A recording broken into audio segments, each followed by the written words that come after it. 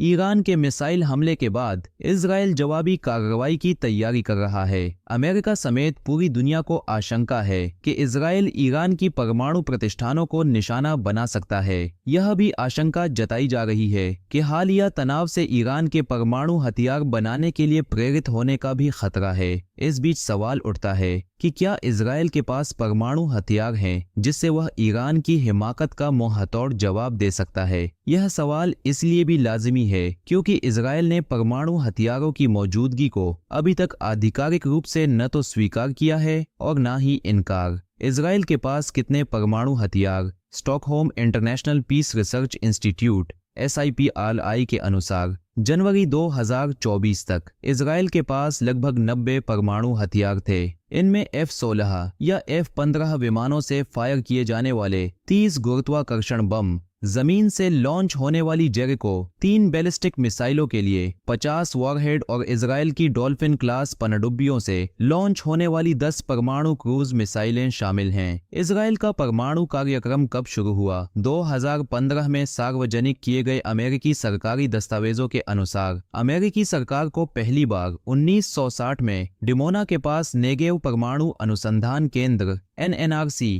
में इजराइल के गुप्त परमाणु कार्यक्रम के बारे में पता चला था। उस समय CIA ने अनुमान लगाया था कि 1974 तक इजराइल ने पहले ही परमाणु भंडार जमा कर लिया था। ये केंद्र कथित तौर पर 1950 के दशक के अंत में फ्रांसीसी सहायता से बनाया गया था। SIPRI का कहना है कि 2023 की शुरुआत में इजराइल के पास 750 से 1110 किलोग्राम प्लूटोनियम हो सकता था, जो 270 से 170 परमाणु हथियार बनाने के लिए पर्याप्त था। इजराइल की परमाणु अस्पष्टता की नीति के पीछे क्या है? इजराइल ने कभी भी आधिकारिक तौर पर पुष्टि नहीं की है और न ही इनकार किया है कि उसके पास परमाणु हथियार हैं। इजराइल परमाणु अप्रसार संधि NPT का भी पक्षधर नहीं है। वॉशिंगटन पोस्ट के लिए 20 फरवरी को लिखे गए लेख में अमेरिकी सुरक्षा विशेषज्ञों ने दावा किया कि शीत युद्ध के दौरान यह नीति उचित थी क्योंकि इजराइल को डर था कि USSR संतुलन के लिए मिस्र या सीरिया के साथ परमाणु तकनीक साझा कर सकता है। क्या परमाणु हथियार इस्तेमाल करेगा इजराइल?